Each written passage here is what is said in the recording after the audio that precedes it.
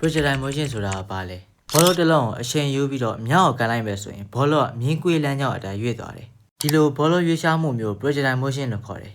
projectile motion မှာပြစ်လွတ်လိုက်တဲ့အရာဝတ္ထုကို projectile လို့ခေါ်ပြီးအဲ့ဒီအရာဝတ္ထုသွားတဲ့လမ်းကြောင်းကို trajectory လို့ခေါ်တယ် projectile က x direction ရော y direction ရောနှစ်ခုစလုံးရွေ့တဲ့အတွက် projectile motion က 2 dimensional motion အမျိုးအစားတစ်မျိုးဖြစ်တယ်အဲ့တော့ဒီမှာ projectile ဖြစ်တဲ့ဘောလုံးရဲ့ velocity ကို horizontal velocity v8 နဲ့ vertical velocity vy ဆိုပြီးနှစ်မျိုးခွဲလိုက်မယ် horizontal velocity ကိုအင်ကြည့်အောင် projectile motion မှာ horizontal velocity v8 က constant velocity တိုင်းရွေ့တယ်တဘောကဘောလုံးစထွက်တဲ့အချိန်မှာ v0 က 5 meter per second ဆိုရင်နောက်ဆုံးဘောလုံးမြေပေါ်ပြန်ရောက်တဲ့အချိန်အထိလည်း v8 က 5 meter per second ပဲဘောလုံးကလမ်းကြောင်းရဲ့ဘယ်နေရာပဲဖြစ်ဖြစ် horizontal velocity v8 ကမပြောင်းလဲဘူးဒါပေမဲ့ vertical velocity v1 ကတော့ပြောင်းလဲမှုရှိတယ်ဘယ်လိုပြောင်းလဲရလဲဆိုတော့ဘောလုံးကိုစကန်လိုက်တဲ့အခါ v1 က10 meter per second နဲ့အပေါ်ဘက်ကိုမြောက်သွားတယ်လို့ယူဆလိုက်ခဏနေတော့အဲ့ဒီ10 meter per second တဖြည်းဖြည်းလျော့လာတယ်နောက်ဆုံး v1 က0ဖြစ်သွားတဲ့အခါဘောလုံးကအောက်ဘက်ကိုထိုးကျသွားတယ်ဘာလို့ vertical velocity v1 ကလျော့သွားလဲဆိုတော့ကမ္ဘာဆွဲရ gravitational force ကြောင့်ဘောလုံးကမိုးပေါ်မှာမြောက်နေတဲ့ခြေတင်မှာဆိုရင် gravitational force ကဘောလုံးကိုဆွဲငင်နေတဲ့အတွက် vertical velocity v1 ကလျော့ကျသွားတာ